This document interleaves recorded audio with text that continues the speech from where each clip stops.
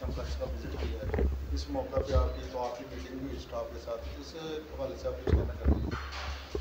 मैं सीएम पंजाब मरियम नवाज ने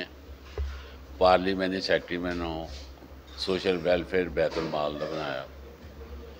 तो सीएम पंजाब का पूरे पंजाब दे विच वैलफेयर दे नाल जिस तरह बैतुल माल आप सारी हिम्मत कार्ड का प्रोग्राम शुरू किया है और इंशाअल्लाह ताला बफजले खुदा जिस तरह के भी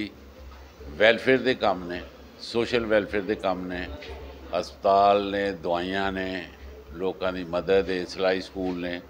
दारुल रमान ने मेरा पहला ही विजिट सी लेकिन मैनू बड़ी खुशी हुई है कि घुमन साहब ने जोड़ा इन्हों स्टाफ है ये डिप्टी डायरैक्टर ने इन्हों सारे स्टाफ ने हर अपना जोड़ा शोभा है वो बहुत ज़्यादा मेहनत की है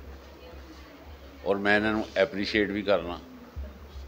और उम्मीद भी करना कि इस तो ज़्यादा ये बेहतरी भी करेंगे और मैं क्योंकि सियालकोट तो ही हाँ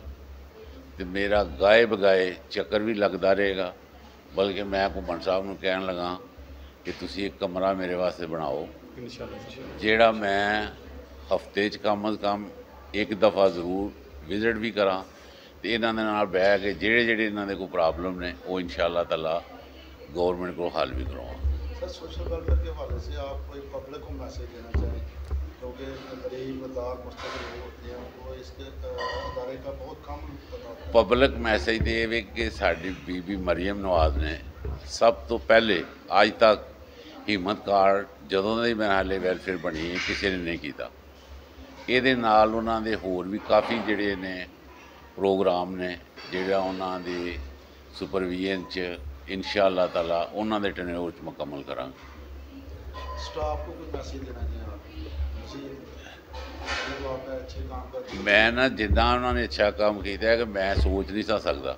मेरे जहन सी कि जिस तरह मैं चलिया अज यानी मेरे म्यार के मुताबिक